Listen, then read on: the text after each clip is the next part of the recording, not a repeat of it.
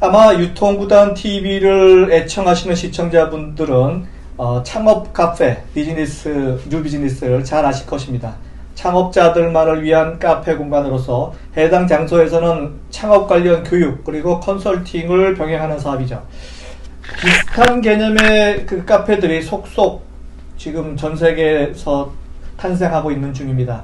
영어를 공부하기 위한 카페도 등장했고요.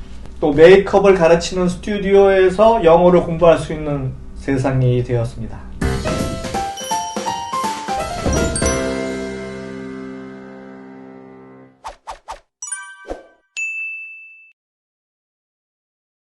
안녕하세요. 유통구단 김앤커머스 대표 김영호입니다.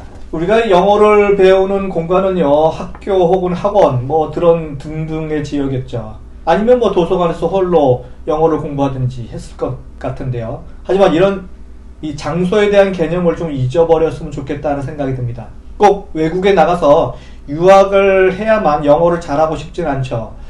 그렇게 많은 돈을 투자해서 달랑 영어 하나 배우고 오기는 너무 아쉽지 않을까요?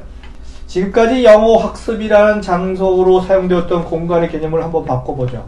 편안한 휴식을 취하면서 공부도 할 수 있습니다. 두 가지 양수격장이죠. 공부하는 곳과 편한 휴식이라 하는 것은 별개의 영역이라고 생각했던 그 생각, 고정관념을 버리시기 바랍니다. 혹은 화장에 관심이 많은 사람들이 모이는 메이크업 스튜디오, 이 메이크업 스튜디오에서 영어를 공부할 수 있다고 하니 새로운 비즈니스는 기존 개념을 파괴하면서 새로운 세상으로 나아가는 것 같습니다. 첫 번째 사례입니다. 카페에서 공부를 하면서 카페의 역할을 하는 거죠. 네, 카페에서 영어 공부하는 카페입니다. 몇 년 전 카페에서 젊은이들이 대부분이 공부하는 그런 트렌드를 그냥 지나치지 않은 거죠. 새로운 기회가 보이지 않는가요? 학생들, 공부, 카페, 영어 이런 키워드를 조합해 보는 거죠.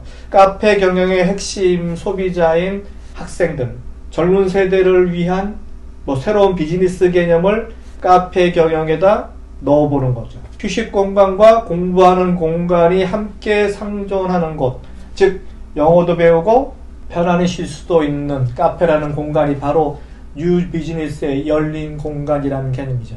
이런 트렌드를 가장 먼저 시작한 카페가 탄생했습니다. 독일 함부르크에서 랭귀지 라운지라고 하는 카페가 생겼는데요. 이 영어 카페는 카페와 영어 레슨을 결합시킨 새로운 형태의 사업입니다. 그래서 여기에서 한 달 이용료 구독 서비스입니다. 한 달 이용료를 낸 유료 회원은 외국어 회화 수업을 월요일부터 목요일까지 오후 5시부터 9시까지 참여할 수 있는 그 권한을 주게 된 거죠.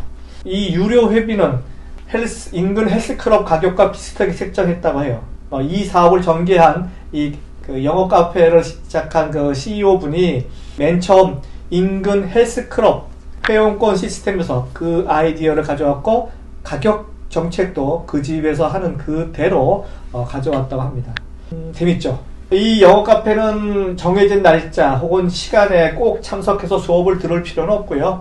그냥 자신이 편리한 때에 참석해서 들으면 된다고 하네요. 그래서 이 영어 카페는 유료 회원이 두 가지가 있는데 일반권 그리고 프리미엄권 두 가지가 있는데 일반 회원은 일주일에 한 번 수업을 들을 수 있고 프리미엄 회원은 한 달에 원하는 만큼 무제한으로 수업을 들을 수 있게끔 두 가지 형태로 회원제를 했고 특히 또 외국어를 가르치기 때문에 이 외국어를 가르치는 강사는 최소 2년 이상의 강사 경력이 있는 사람 중에서 선발을 한다고 하니까 믿을만 하지 않을까 생각이 듭니다. 예, 두 번째 사례입니다. 메이크업과 영어를 동시에 배우는 메이크업 스튜디오. 여성 중에서는 그 화장 기술을 배우는 것을 즐기는 사람들이 상당히 많고요. 이런 사람들에게는 참 큰 희소식이 아닌가 생각이 드는데 바로 메이크업 화장술을 가르치는 그 스튜디오에서 영어도 가르치는 거죠. 재밌죠? 이 신사업은 캐나다 밴쿠버 소재의 메이크업 화장 관련 스튜디오에서 처음 시작했습니다. 밴쿠버. 네, 외국인들이 많이 사는 곳이죠. 화장법과 영어 강좌를 동시에 듣는 사업인 셈이죠. 영어에 서툰 외국인을 위해서 화장 기술뿐만 아니라 동시에 영어 실력도 향상시킬 수 있도록 영어 강좌를 개설하는 것인데 이를 가장 먼저 시작한 사람은 그 일본인 CEO 여성분인데 이분이 화장 전문가, 화장 기술 전문가죠. 근데 이분이 첫 번째 고객 타겟으로 캐나다 밴쿠버에 소재한 일본인들을 대상으로 화장법과 영어를 동시에 가르치는 그런 카페를 스튜디오를 연 거죠. 그래서 교육 과정을 6주 코스로 해갖고 기초, 중급, 고급 이런 코스 3개 코스로 또 나누고 주 1회 메이크업 강좌와 함께 주 1회 영어 강좌를 들을 수 있도록 유료 회원제를 실시합니다. 아까 영어 카페도 그렇고 메이크업 스튜디오도 그렇고 구독형으로 유료 회원제를 한다는 걸 명심하시기 바랍니다.